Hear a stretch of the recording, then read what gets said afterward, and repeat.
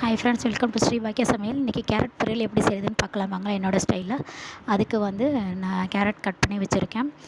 அடுப்பு பற்ற வச்சு கடாயை அடுப்பில் வச்சு ஒரு 1/4 டம்ளர் தண்ணி ஊற்றி ஒரு 1.5 ஸ்பூன் பாசிப்பருப்பு போட்டு நறுக்கி வச்சுருக்க கேரட்டையும் போட்டு அதுக்கு தேவையான அளவு உப்பு போட்டு நல்லா வேக விட்டுருங்க.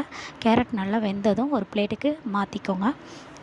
அதே கடாயை அடுப்பில் வச்சு ஆயில் ஊற்றி கடுகு உளுந்தம் பருப்பு போட்டு தாளிச்சிட்டு ஒரு பெரிய வெங்காயம் கட் பண்ணி வச்சுருக்கேன். கொஞ்சம் சோம்பு சேர்த்துக்கோங்க. ஒரு பெரிய வெங்காயம் கட் பண்ணி வச்சுருக்கேன், அதையும் போட்டு நல்லா வதக்கிட்டு கொஞ்சம் கருவேப்பிலை சேர்த்துக்கோங்க. நல்லா போட்டு நல்லா வதக்கிட்டு காரத்துக்காக நான் 1/2 ஸ்பூன் மிளகாய்த்தூள் சேர்த்துருக்கேன். நீங்களும் காரத்துக்கு வரமிளகா சேர்க்குறதுனா சேர்த்துக்கலாம். மிளகாய் போட்டு நல்லா பிரட்டி விட்டுட்டு வேக வச்சுருக்க கேரட்டையும் போட்டு நல்லா ஃபுல்லாக பிரட்டி விட்டுட்டு தேங்காய் பூ திருவி வச்சுருக்கேன், அதையே தூவி இறக்குனீங்கன்னா சூப்பரான ஒரு கேரட் பொரியல் தயாராகிடும் என்னோடய ஸ்டைலில். நீங்களும் செஞ்சு பாருங்கள், கண்டிப்பாக உங்களுக்கு இந்த டேஸ்ட் பிடிக்கும். பிடிச்சிருந்தால் லைக் பண்ணுங்கள், ஷேர் பண்ணுங்கள், சப்ஸ்கிரைப் பண்ணுங்கள். அடுத்த வீடியோவில் பார்க்கலாம். பாய், தேங்க்யூ.